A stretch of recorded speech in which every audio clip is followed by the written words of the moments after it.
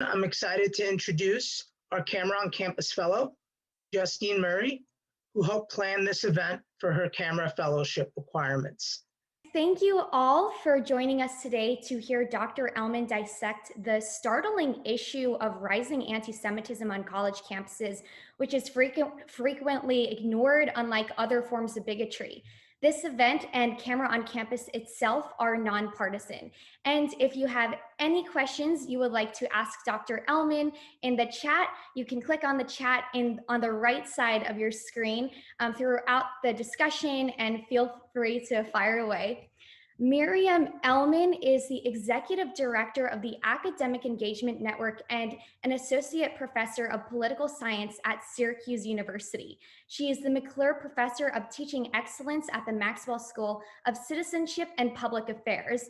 An award-winning scholar and teacher, Elman holds degrees from the Hebrew University of Jerusalem and received her PhD from Columbia University. She has edited 6 books and is the author of over 65 journal articles and book chapters on topics related to Israel and the Middle East conflict. Recently, she co-edited Word Crimes, Reclaiming the Language of the Israeli-Palestinian Conflict, a special issue of the journal Israel Studies. In 2018, in recognition of her work, she was listed by the Allgemeiner news site among the top 100 people worldwide positively influencing Jewish life. And I was very fortunate as a young Jewish student to have Dr. Elman as my professor, where outward expressions of hatred towards Jewish people is as rampant as any other campus in the United States in the name of anti-Zionism. She has experienced anti-Semitism firsthand at our university and elsewhere, and she continues to endure efforts to cancel her for her Zionist Jewish identity. And with that, I am very proud to introduce Dr. Elman. Well, thank you so much, Justine. That's a gracious introduction you gave. And I really want to thank CAMERA on Campus for organizing this event and inviting me to speak, and really for all the work that CAMERA does on the American campus. I've had the pleasure to be able to work with CAMERA multiple times on different campuses across the country, and I've also spoken for CAMERA at various events. So it is a pleasure to be back at an event like this. So I'm going to share a screen, and this should work. Let's see. Okay, so I think you're able to see the screen full on your computers. And what I really want to start with is thinking about some trends that we're seeing on American campuses, and then I'll move on to some challenges that we're facing today, and some solutions and best practices. And from there, just open it up to your comments and to your questions. So, you know, it is true that BDS divestment resolutions are still being fielded on campuses. Most recently at Columbia, my alma mater, and also at University of Illinois, there's a BDS divestment resolution at San Francisco State that's upcoming. One just passed yesterday at Cal State Fresno. And there's also academic boycotts that are still at play, efforts to shun the entire university system of Israel. And we've been involved, the small association called the Society for the Study of Social Problems. This summer, there was an academic boycott resolution. In my organization, we took an active role to push back on that, and it was defeated. But what we're finding is something a lot more insidious than just BDS divestment votes in student government. We're seeing something more insidious than just anti-Israel boycotting. There's now a more pernicious form of anti-Israel activism, which Justine just mentioned to you.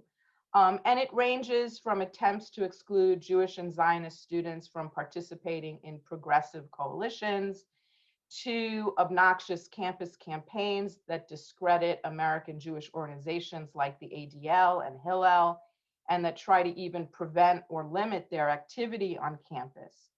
Now, as we know, there are a lot of Jewish students who really want to participate with their peers in campus life, whether it's the conversation on Black Lives Matter and racial equity, or whether it's prison and police reform, or climate change and fossil fuel divestment, or gay rights. And the problem, though, is that any support of Israel is viewed as complicity with oppression. So Israel is vilified and demonized as illegitimate and racist, and even a white supremacist state. And so that's a cancellation and eliminationist discourse towards Israel, but it follows that Jewish Zionist students are also being targeted in this way. So Israel's supporters on campus are labeled as racists and imperialists, and even sometimes white supremacists. And they find themselves constantly excluded from spaces on campus, particularly social justice spaces. Now, Jewish students have a right to participate in campus life, just like any other group, and to be proud, just like anybody else, of their identities and their values. It is simply unacceptable for Jewish students to feel that they're being belittled or demoralized. But today, that's what we're hearing from campuses across the country, that Jewish students are feeling harassed. They tell CAMERA on Campus and other organizations that they feel like they have to hide or disavow their Zionist identity in order to advocate for the causes that they care about. So if you don't know her, Debbie Lipstadt, who is a professor at Duke and actually serves on the National Advisory Board of the Academic Engagement Network, the organization that I now am executive director of.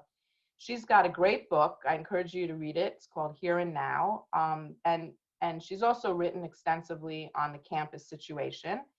And she has really flagged this, right, in this quote that you have on the screen. So she has said, let's say you're very active in Hillel, right? Well, you may find yourself barred from some progressive campaign on campus. Maybe you're told you're not invited to take part in the LGBTQ campaign, or a campus, climate change mitigation, or the fight against sexual assault. Or maybe you've been elected to student government and you feel like you have to scrub your resume clean of your pro-Israel activism. There's a new article also in Tablet magazine, just published this week, by former New York Times columnist Barry Weiss, that also captures this problem perfectly. And I really encourage you to read her book, but also Tablet's article, which is free online. And in that article, at one point, she talks about the campus scene, and she says exactly what Debbie Lipstadt said. No matter how progressive you are, no matter how progressive your viewpoints are, if you also think that Israel has a right to exist, if you also believe in Jewish self-determination and the justness of that, then you become an enemy of the progressive movement on campus. And by the way, that is not just happening to students, it is happening to faculty. And at my organization, which is a faculty organization, we are hearing from professors, especially those in the junior ranks who are not yet tenured, who are telling us that they also feel like they have to hide their Zionism or their community pro-Israel activism. They can't share that on their CV. They feel it could actually lead to risks professionally. That's sort of a new phenomenon, but we're starting to track that, and we're beginning to see an uptick in Jewish faculty also feeling like they need to hide something about their identity in order to succeed. Now, I want to just say at this point that most US campuses are not hotbeds of anti-Semitism. And BDS tends to be concentrated in the coasts, on the East Coast, on the West Coast, in the Chicago hub. There are over 3,000 campuses in the US. Only a few hundred have really been impacted by what I call anti-Semitic forms of anti-Zionism. but they do tend to be prestigious schools, elite schools by various indicators, and ones that have high percentages of Jewish students. So on these campuses, anti-Semitism has been rising significantly since 2016, according to the ADL, and also according to Hillel, which recently reported that on the campuses that they work on, there has been an all-time high in anti-Semitic incidents with nearly 200 last year. Now, let's talk for a minute about the far right. Okay, so the far right does come onto these campuses, but typically from the outside. So we'll see swastikas on a bathroom stall, or on the side of a dormitory hall, or like in Syracuse, Justine's campus and my campus, dug into the snow in front of a dormitory. And there are these kinds of flyers that get plastered overnight onto campuses accusing Jews of driving globalism, of pushing immigration, of infiltrating the government, destroying white man's America. And the ADL, which I think is a really good source that's tracking this hate. There are other groups like Amcha, which we partner with extensively, also has an anti-Semitism tracker. And we are seeing this brand of hate on campuses, and it may even be rising a little bit. But the good news is that administrators, senior university leaders typically handle this kind of anti-Semitism fairly well. There are swift and unequivocal denunciations. In my organization, we often write thank you notes. Before we can even say you've had an anti-Semitic incident on your campus, there's already a statement. That is not the case when it comes to far left anti-Semitism, where oftentimes administrators are often like deer in the headlights. They don't know how to act. They don't know whether it's anti-Semitism. They don't know what to say. And often the decision is not to do anything, which is also a decision, because a non-decision is also a decision. So what is far left anti-Semitism, or the new anti-Semitism? And in my way of thinking about it, this is when self-defining anti-racists, often from minority communities themselves, express a rigidly dogmatic anti-Israelism. This kind of and it's got to be dogmatic, and it's got to be rigid, okay? Not every critical statement about Israel gets into this category. Most don't, actually. But when they do, they're exactly like anti-Semitism on the right, in that Jews are being put at the center of what is wrong with society, what is wrong with the state, and what is wrong with the world. And so it's a bigotry that views Jewish history as one of power and privilege in much the same way that the far right does. It's also important to understand that anti-Semitism is not a moving target.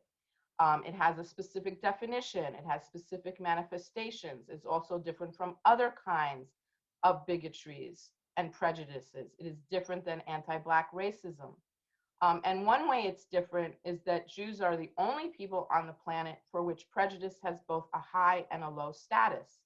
So Jews are depicted as parasitic. They're often depicted as unclean, but they're also depicted as diabolical, centrally important, the purveyors of all evil, secretly in control. And that makes anti-Semitism a very unique form of hatred. In my view, classic anti-Semitism, when you see it, it is like a superstition. It just makes no sense, is completely irrational, is a conspiracy theory. And it's one in which Jews play a starring role. And so it's a type of hatred based on a very negative portrait of the Jew as very powerful, even all-powerful, and extraordinarily malevolent. Okay, so for white supremacists, Jews are anti-white, right? Now, for the far left, Jews are white and privileged oppressors, as is the Jewish state. It's probably a good time to state the obvious, that of course Israel can be criticized without resorting to this sort of anti-Semitism or to any of the vicious anti-Jewish tropes that have sustained Jewish hatred for millennia. Criticism of Israel can be intemperate, it can be impolite, it can be uncomfortable to hear, it can be plausible, it can be wrong, it can be biting, right? So just saying a curse word about Israel, F-U-C-K Israel, is not necessarily anti-Semitism. What you need to look at isn't whether someone's being hot-headed or intemperate or saying a curse word. You say, is the defense, right, that you're just criticizing Israel? The obvious question is, what exactly are you criticizing?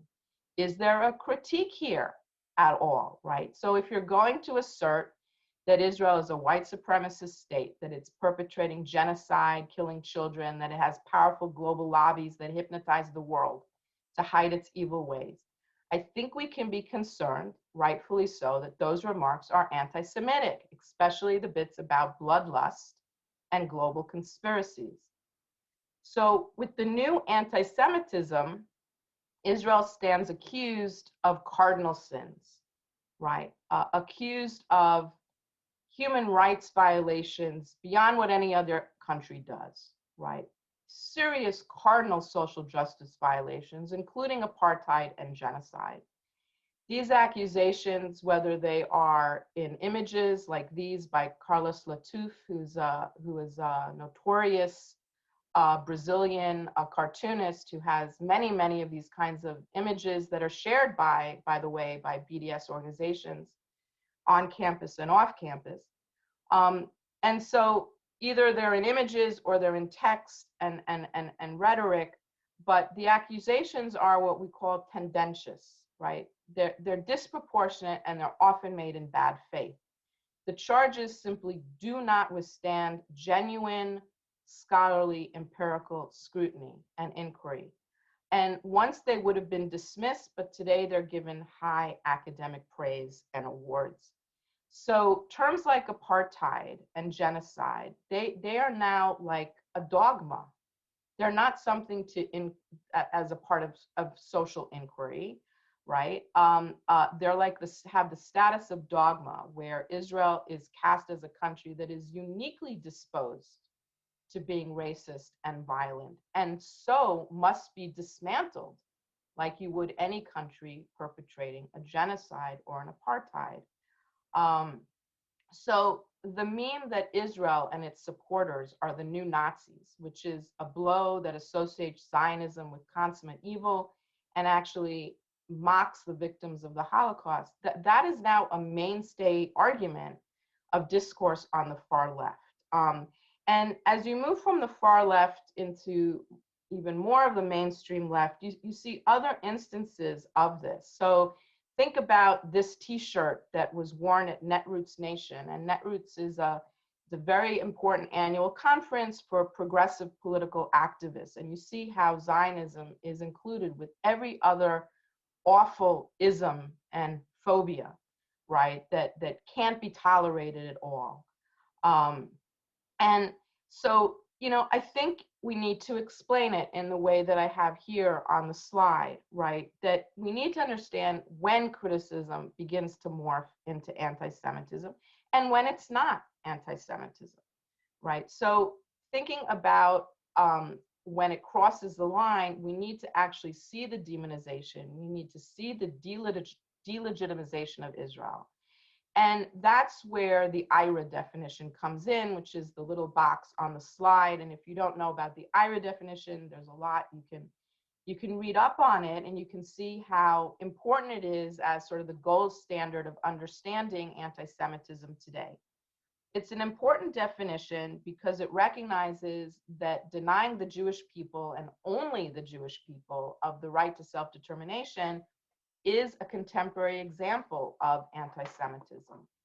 And it also recognizes that anti-Zionism can be, and often is, anti-Jewish, because it's a demand that Jews shed and disavow a key component of their identity as Jews.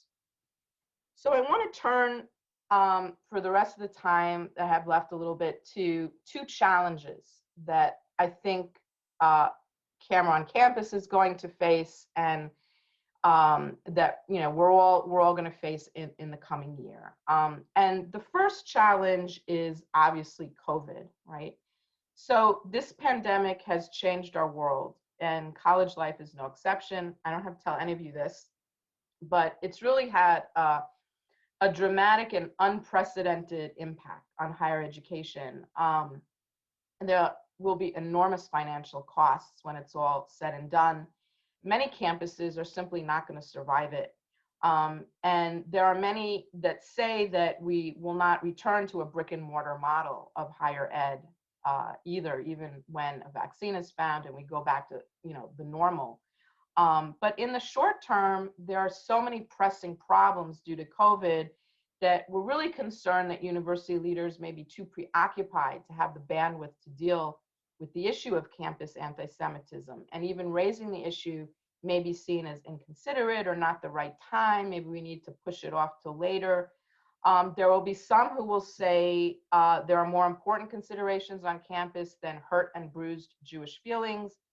So we have to be mindful of this. Now, initially, we thought that the pandemic would improve things and that we would see, anti-Israel activists preoccupied with COVID just like everybody else. And to some extent that has happened because the BDS movement on campus operates largely through theatrics, in-person theatrics like event disruptions, pre-planned walkouts, and here's the different photos on the screen. The ubiquitous apartheid wall on the campus every spring, and in the bottom right is a protest that happened on the Syracuse campus where it was not just a protest, it was a full-on disruption for a half an hour of an Israeli guest speaker who had been brought in for an academic event by the dean's office and 8 other academic units. And outside agitators from Code Pink drove up from Ithaca and spearheaded and egged on the students to a full-on disruption of the event until campus security had to haul them off. So that's sort of what you see a lot, or you see, these sorts of quad protests every year. And campus closures meant that those things couldn't happen, or at least they can't happen up close and personal, and there were campaigns that had to be postponed. But we did see Israel demonization and delegitimization move pretty quickly online. So, back in March, we saw social media posts equating Jews with COVID-19, reminiscent of age-old blood libels, casting Jews as disease spreaders, and the usual tropes and canards. Jews are in control, they're financially profiting from the misery of others. Some BDS groups did disseminate these materials. On April 20th, Jewish Voice for Peace, which is a leading anti-Zionist campaigner, tweeted a quote comparing Israel to a, quote, heavy virus. Some students at George Washington University had been to a recent AIPAC conference, and they were targeted and harassed with anti-Semitic messages in social media. Quote, white supremacist Zionists are bringing corona to George Washington. It was pretty ugly for a while there. And then this spring, too, there was the hashtag COVID-48 with dozens of posts and images shared by BDS campus activists with the tagline that Zionism is more dangerous than COVID-19. So really, the pandemic has not put a damper on anti-Israel activism on campus. It's just moved to online formats. And as Justine mentioned at the start of the event, there's been a rash of harassment of Jewish students on social media platforms. So you may have heard of this case of this young woman, undergraduate student Rose Rich at University of Southern California, and she was bullied into resigning from her student government position, in large part because she was accused of identifying as a Zionist. Now, the harassment of Rose Rich happened all online. And it actually happened on self-described, self-promoted, progressive social media platforms that were designed to provide students with an opportunity to voice their experiences with racism on the campus. So she was subjected to, weeks-long social media campaign by her peers, by fellow students who, quote, wanted to get her Zionist ass. I mean, that was a kind of vitriol that she experienced. And then she resigned because, you know, she had to do that for her mental state of mind. And so this didn't just happen at USC.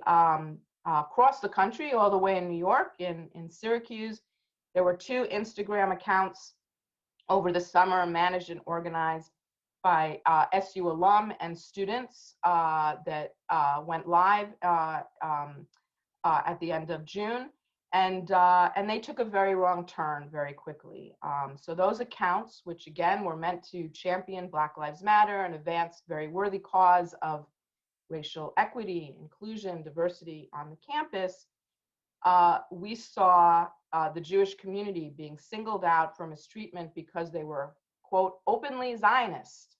And so for days, Jewish and Zionist students and even faculty, including me, faced a wave of anti-Semitism on these social media accounts and other related platforms, including a really awful live-streamed Instagram video, which is cached and can be shared, and it's one of the worst things I've ever seen.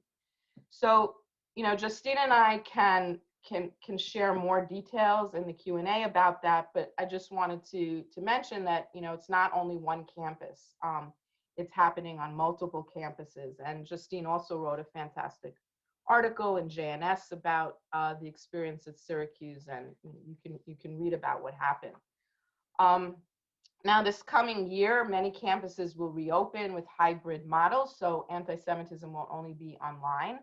And on the screen, you'll see the Hillel entrance at UMass Amherst was graffitied. And this happened on Holocaust Remembrance Day. So graffiti defacing Hillel, and actually Hillels are being defaced like this. It's becoming a thing. It happened on a number of campuses this spring. So this sort of brings me to a second challenge in the coming year, which is, you know, how can we foster Black Jewish solidarity on campus while opposing efforts to hijack the racial justice cause for a virulently anti-Israel agenda, right? So how can we ensure that Black Lives Matter campaigns on campus are a welcoming place for Jewish and Zionist students? And so we know that anti-Israel propaganda on campus has, for some years, focused on the Ferguson to Palestine meme. It's really drawing these false equivalences between injustice facing Black American citizens and then Israel's policies toward non-citizen Palestinians. You can critique both things, but it really is apples and oranges to try to make these kinds of links. And let me just say that I researched the Israeli-Palestinian conflict. I've written books, articles, and most people, most serious scholars will say this is a protracted conflict between 2 national movements. It's a tragedy, really, of failed leadership and flawed institutions and extremists on both sides who have a very strong incentive to keep the conflict going, and even violently if necessary. But one thing that the Israeli-Palestinian conflict is not, is it is not a racial conflict, okay? It is just simply simplistic and actually empirically inaccurate to characterize it that way. And yet BDS does that. The narrative of BDS is that this is a racial conflict and the Jewish state and Zionism are recast as racial issues. And in the wake of the killing of George Floyd, this has really gone into hyperdrive. So now we're seeing on campuses an effort to link Israel to US police brutality. And there's even a campaign to do it. It's called Deadly Exchange, that Israel is teaching and training American cops on the beat to abuse American Blacks and other minority communities. And for 3 years, since 2017, this campaign is being promoted by BDS organizations, US Campaign for Palestine Rights, Jewish Voice for Peace, Students for Justice in Palestine, American Muslims for Palestine. They're all promoting this. Now, personally, I think that BDS has simply jumped the shark with this campaign. because it conceives of Israel as a malevolent part of a wider Jewish conspiracy. And that makes Deadly Exchange anti-Semitic. It holds not only Israel, but also the American Jewish community, Jewish organizations that you see on the screen as complicit in some sort of conspiracy or a deadly mission to oppress their fellow citizens, because they're paying for it and they're hosting it and they're funding it. So ADL, AJC, AIPAC become cast like a hidden and moneyed force behind the manipulation of governments, state agencies, police forces. If this sounds familiar, it should be, because that is what the Protocols of the Elders of Zion is all about, the infamous anti-Semitic forgery. And now we see Deadly Exchange being pushed on US campuses as well. And at Tufts, it's a major campaign. On other campuses, it's been an event or two. And so, very problematic when you see at Berkeley a student saying something like this, right? That the IDF trains police in America to kill Black people. That was at a student government meeting. So I want to end the presentation with just a few ways that my organization, Academic Engagement Network, is addressing these issues, and some of the best practices that we've found. I think they track well with CAMERA on Campus too. And just a bit about AEN. We are a nonprofit. We work very closely with the Israel on Campus Coalition. We have about 760 faculty members. Probably we have faculty members on your campus. If you're a student, you can get in touch with us or with the ICC to connect you up with some of our faculty. We operate on about 265 campuses, public, private, large, and small, only in the US. So we are US based. And we really try to increase Israel literacy, to defend free speech and academic freedom, respond to anti-Semitism. One thing we do a lot is we try to remind faculty about their responsibilities. So last year we partnered with the ADL to write a policy statement that when faculty are asked to write letters of recommendation, their personal political views shouldn't be part of what's influencing their decision.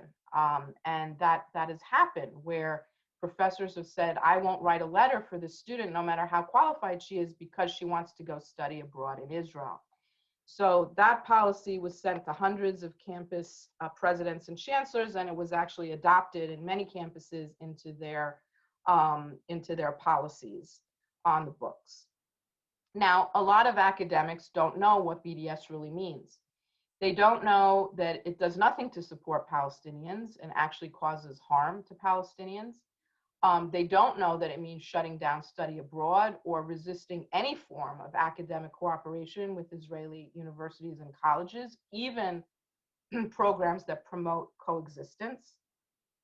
So we often share this slide with our faculty so that they can let their own colleagues know what it really means to endorse BDS and what you're actually signing on to when you support BDS. You are signing on to the academic and cultural boycott of Israel, and you're being asked to support and carry out these kinds of actions on your own campus, including refusing to endorse or co-sponsor programs that promote reconciliation, peace, and coexistence. Let me say a word about the executive order on combating anti-Semitism, which was signed last year. This is really putting universities on notice. We are seeing a change, because what the executive order says is that universities cannot tolerate or dismiss discriminatory conduct against Jewish students or systematic harassment of Jewish students simply because it's anti-Zionism, simply because the attack is a criticism of Israel. And so what's new about the EO is how we determine whether unlawful discriminatory conduct may have been motivated by anti-Semitic intent. Anti-Semitic speech does not on its own trigger Title VI liability under the EO. It's an incorrect reading of the executive order to say that. You have to have an accompanying discriminatory action. So Critics argue that the EO will be abused to silence constitutionally protected speech. There's always a chance that anything could be abused, right? But what the EO really does is make sure that when Jewish and Zionist students face discriminatory conduct or systematic harassment, that they will be protected. And in that sense, it is helpful that the EO includes the Ira definition, because the Ira definition helps us to determine whether specific conduct constitutes anti-Semitic discrimination, right? AEN also just launched a new initiative that we're working on with Hillel to train administrators in the diversity space, which is very important because they often don't understand the issues, they don't know the concerns of Jewish students, they don't see anti-Semitism as directly within their purview. They need help to better identify and respond to situations where a critique of Israel or Zionism goes beyond the political disagreement and becomes a dangerous form of anti-Semitism. And we, of course, also are always trying to support scholarship because we're an academic organization and faculty do research and writing. So we have a little sort of boutique publishing house at AEN where we produce some really premier academic work that challenges the BDS narrative. For example, we co-published with the University of Indiana Press, and you can have a look at this book. It's a long book. It will take you a while to get through, but is excellent. Carrie Nelson has a whole chapter devoted to a scholar at Rutgers University named Jasbir Puar. And Jasbir Puar has a book called Right to Maim, which Carrie Nelson, in a very meticulous way, goes through all the research, all the citations, all the evidence brought to bear in her claim that Israel is intentionally stunting the growth of Palestinian children.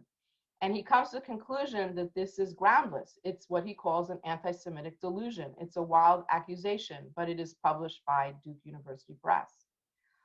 So we clearly need to hold some university presses to a higher standard. There's some that have completely professional peer review process and some that simply do not. And I think why I want to raise this is because this is not just about peer-on-peer harassment. It's not just about students being hostile towards other students. Anti-Semitism has infiltrated the classroom, and academic departments are hosting events that demonize Israel, that even condone violence and terrorism against Jews. So you may have heard about the case recently at San Francisco State where two faculty were very determined to bring in a leading member of the PFLP, a US designated terror organization, into their open classrooms on Zoom. And so Leila Khalid would not get a visa to speak in person this semester.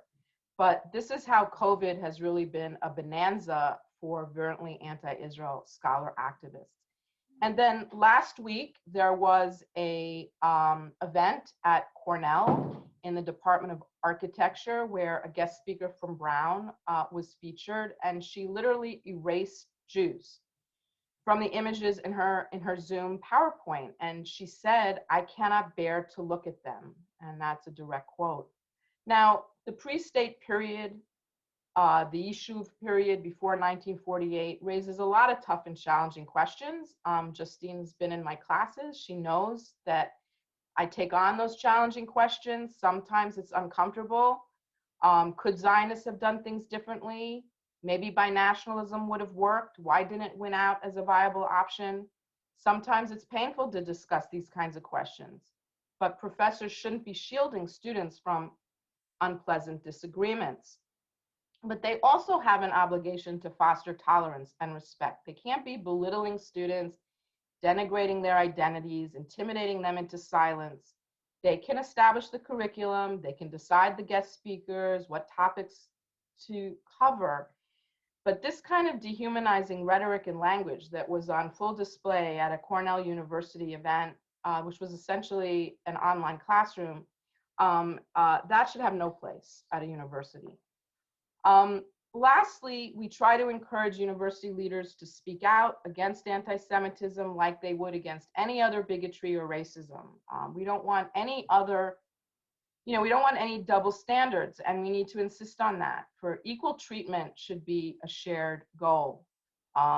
And university leaders need to respond promptly and unequivocally to anti-Semitic incidents when they happen, including anti-Semitic forms of anti-Israel expression. They have to publicly condemn it. They have to affirm it's intolerable. They have to insist on values of civility and respect and tolerance, and to showcase that everyone has a right to a non-hostile learning environment. But all too often, administrators are turning a blind eye when Jewish students are intimidated, when they feel ostracized because of their Zionism. But sometimes administrators do take strong stances against harassment, and then they need to be congratulated and told, good job. So I'll give you, one example from Mount Holyoke. It's a private liberal arts college in Massachusetts. And when anti-Zionist and anti-Israel demonization began to pop up on an anti-racist Black Lives Matter Instagram account this summer, same like at Syracuse, same like at USC, it was heavily branded as a university account run by students. And the administration quickly spoke out, and they released not one, but 2 statements condemning it. One from the Office of Diversity, which is terrific, and for good measure, another one from the president's office. And I think that can really serve as a model. We didn't even get a letter out. We didn't have time to get a letter out to the administration in Mount Holyoke. They had already stepped up and served as the moral compass of the campus. So congratulations go to Mount Holyoke College. And then faculty can also speak out, because recently several faculty members at my organization who work at University of Southern California, they spearheaded a letter that was eventually signed by 45 other faculty condemning what happened to Rose Rich. And then this week also faculty at Columbia who are members of my organization spearheaded a letter. It got over 100 signatures, and we just delivered it to administrators, including Lee Bollinger, the president at Columbia. And the letter argued that BDS is divisive, and also they expressed concern that BDS would adversely affect the campus climate for Jewish students. And maybe they were prophetic, because within days of a BDS referendum passing, there's a swastika that appeared on Low Memorial Library, on the steps of the main library that you see on the screen. So my organization, AEN, but also Camera on Campus and Stand With Us and the Simon Wiesenthal Center and the Israel Campus Coalition and AMCHA and Hillel and many other organizations, we've accomplished a lot. And I think we are moving the needle, but there's really a lot of work to be done. And above all, we're grateful to the students and the students who are part of Camera on Campus and the work that you do to raise awareness and to make sure that you can continue to study and learn in a non-hostile learning environment. So thank you very much.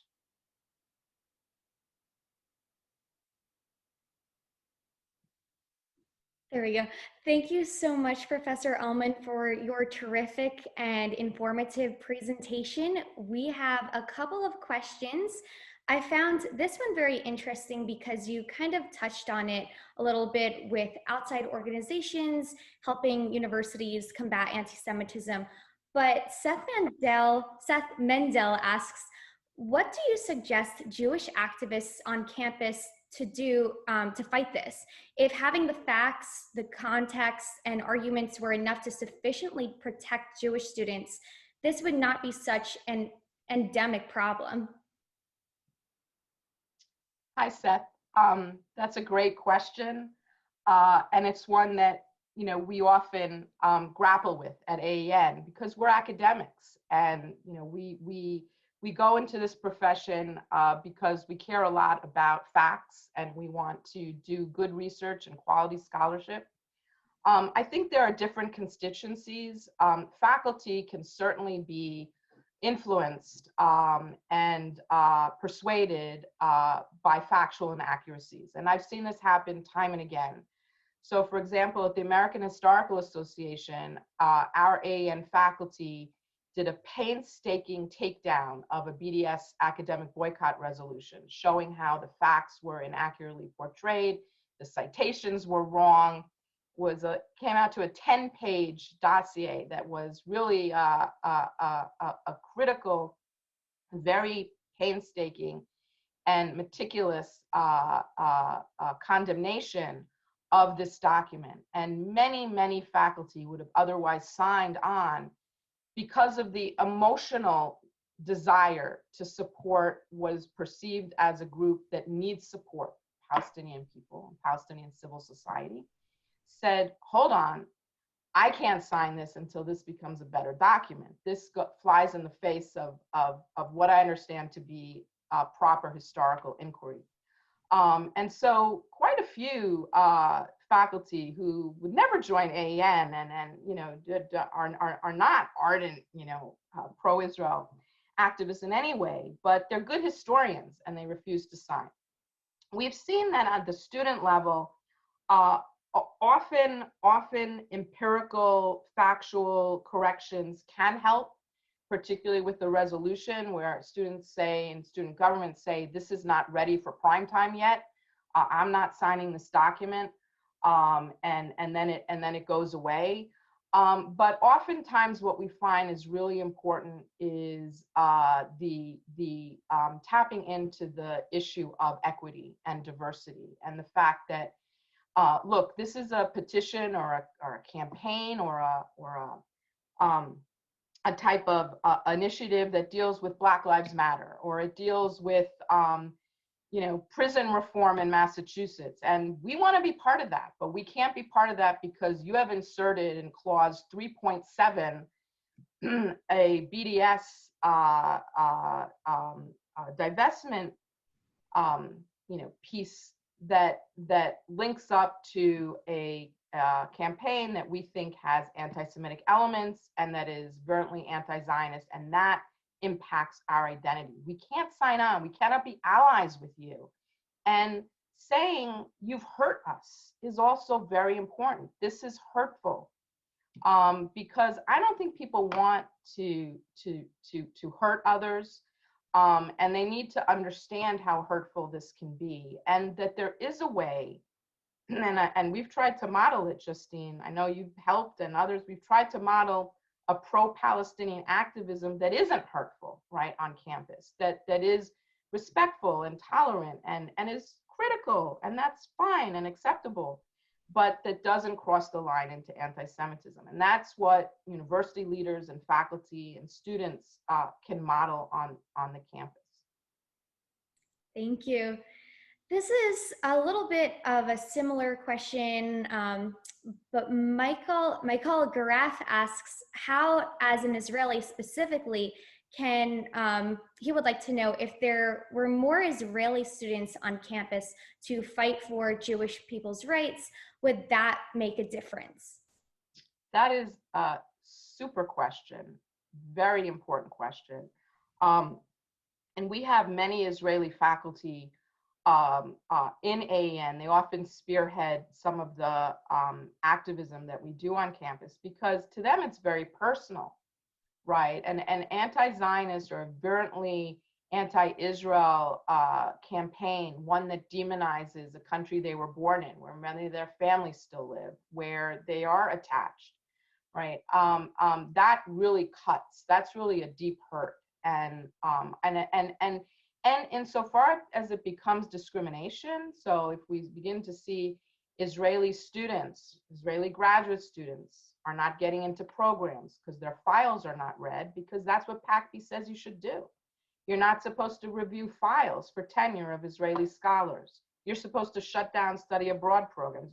You're not bringing in Israeli faculty, right? So you know, except if they're pro-BDS Israeli faculty. So it's picking and choosing which Israelis are okay to come on campus, which Israelis aren't okay, which Jews are okay, which Jews aren't okay.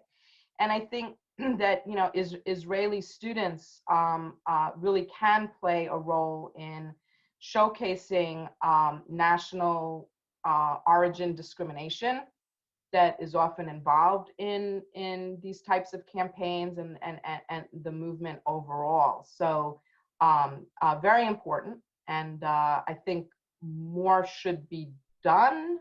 In fact, we're thinking of creating a section or an interest group in AEN for Israeli faculty so that they can come together as a group to strategize. Thank you.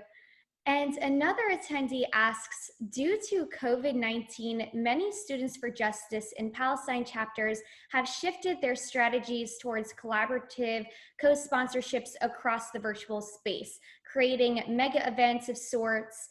And do you think that this could become a new trend for anti-Israel activism, even post-COVID? You've talked about the BIPOC pages really engaging in this. Right.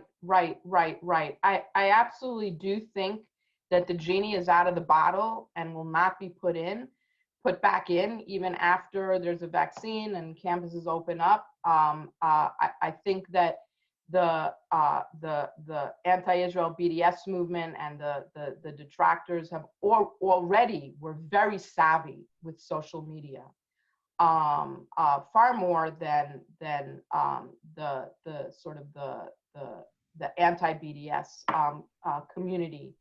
And we're really using it in very innovative ways and moving down the chain to, you know, platforms that I don't even know what they are, but like TikTok and this and that, and getting on those platforms to sort of get kids early before they get to campus. And the whole shift to actually down the educational chain to high schools, middle schools is a new frontier. It's actually something we need to be more engaged on in the pro-Israel community, because once, you know, students get to campus, they've already drunk the Kool-Aid, and it's very hard to, it's almost like deprogramming.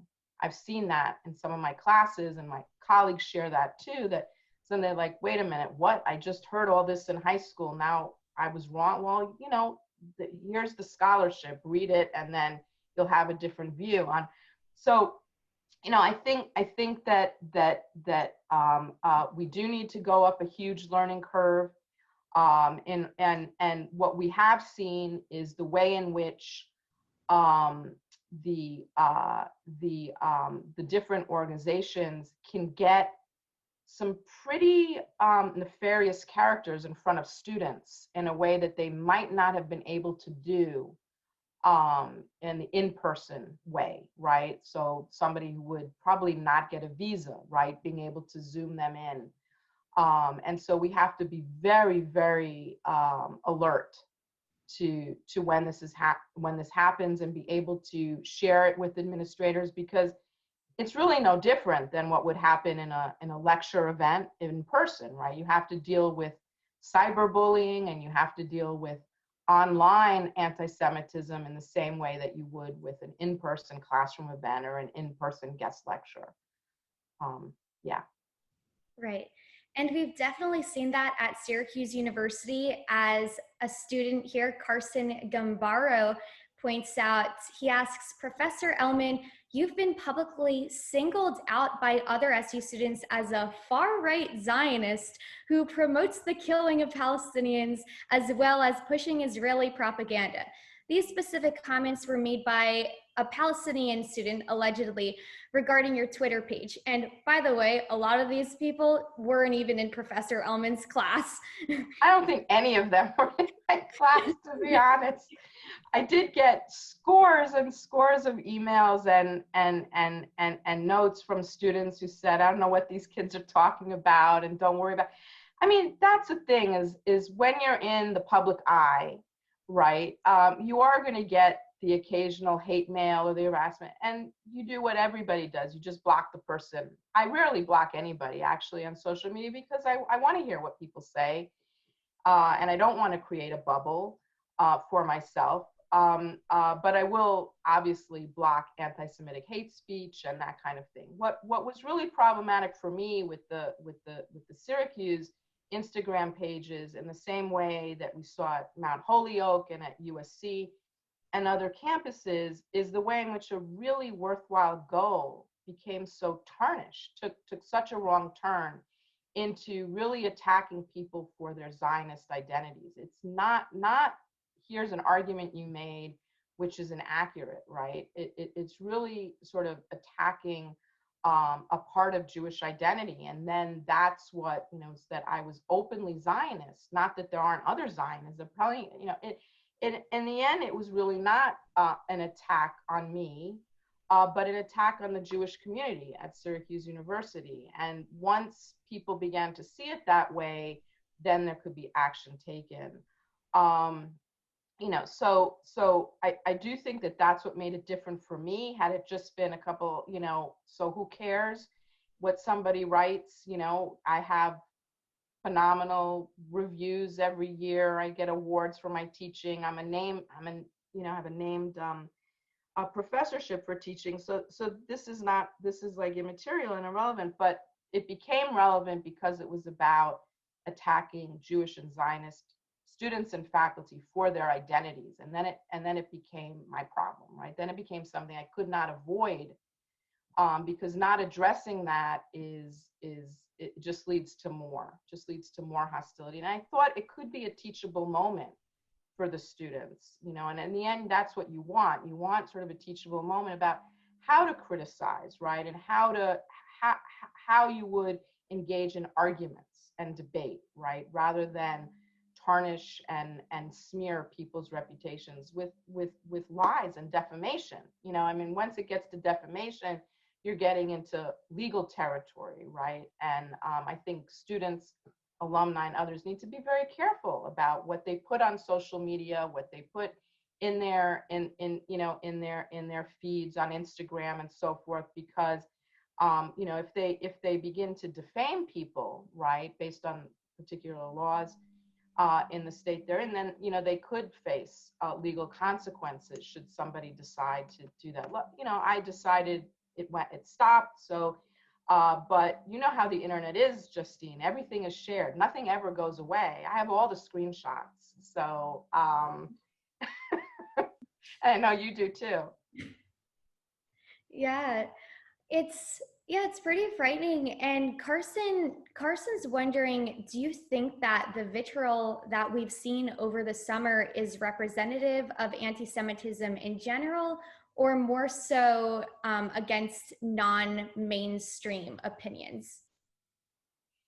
So I think that it can converge into that. So our issue is a smaller one to a much larger issue about where our country is going in debates about tolerance and diversity and equity and the issues we've been talking about today is one slice of that. So I encourage you to actually read Barry Weiss's article, where she tries to put the campus situation into a much larger series of problems that the Jewish community is facing in the United States at the moment. I actually think that that one of the serious problems with unchecked anti-Semitic, anti-Israel expression is that it does bring in the far right. It's very attractive to the far right, actually. And when you look at some of these campaigns like Deadly Exchange, and you find David Duke supporting it, right? You begin to see it's not that the far left is sitting down in a meeting with white supremacists or with David Duke, with any of these, right?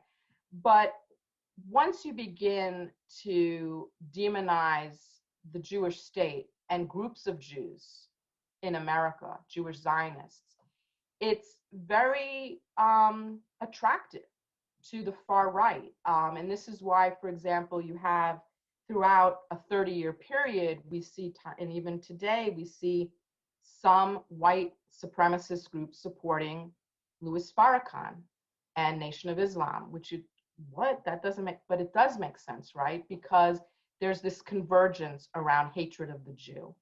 And we have good data, very good data, that unchecked active BDS campaigns that involve demonization and delegitimization of Israel and Zionist students, that is where we begin to see swastikas, where we begin to see the classical variants of anti-Semitism. And I think it would be helpful for students to actually raise that, to say, look, you know, we've had synagogues been shot up by white supremacists. It's very, very nerve-wracking what's going on for the Jewish community. The uptick that everybody recognizes and all the organizations are tracking of far-right and white supremacist groups who are both anti-Black and anti-Semitic. So why not come together, right? There's always been Black-Jewish solidarity, and it goes all the way back to the early parts of the civil rights movement. And you've written on this, Justine, that Martin Luther King was a Zionist, right? And the Zionists marched in Selma, arm in arm with Martin Luther King, and you know, risked their lives for the civil rights movement. So it's very painful, actually, for the Jewish community to see the Black Lives Matter, some of the organizations, not all, most people don't know that this happens, but that some organizations have this sort of virulent anti-Zionism, and even, you know, that crosses the line into anti-Semitism when they really want to be allies. They really want to be part of it. So to me, it becomes an ostracism of Jews and a picking of which Jew is the right Jew and which Jew is the wrong Jew. And that is never going to be good for, not healthy for the Jewish community as a whole. Thank you. We have room for one more question, but I think I'm going to combine two ones together because they both really, I think we can really end off on an important note with them.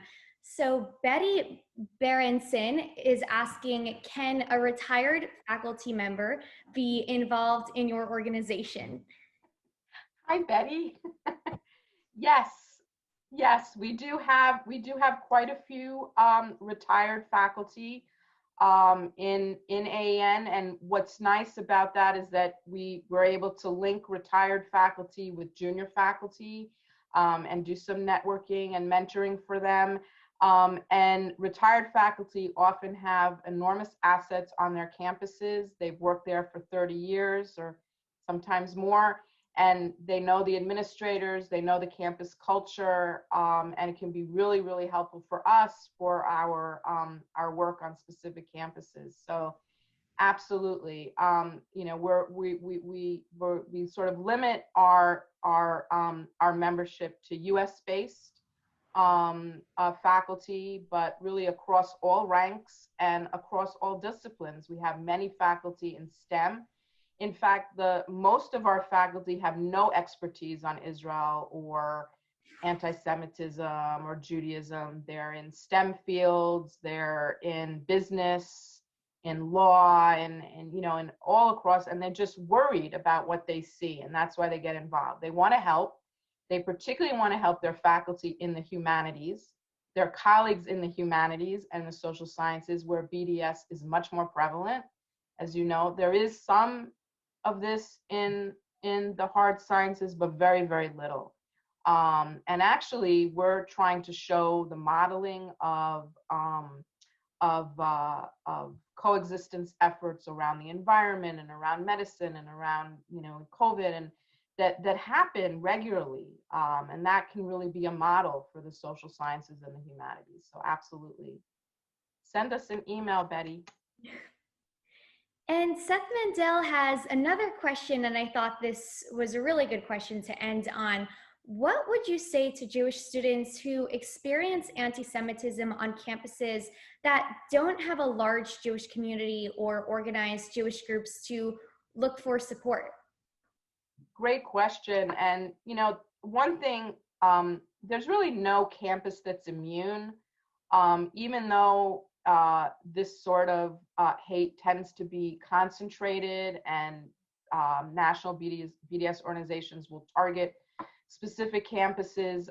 It doesn't mean that, you know, that this won't pop up Sometimes it depends what students come or what faculty get hired, and suddenly there's a campus that was quiet for 5 years and now has, you know, a lot of anti-Israel activism and so forth. So, you know, I think that where there are, you know, very few Jewish students, you won't have a strong Hillel presence, and you may not have a lot of Jewish faculty. There may not be a large Jewish community even in that area.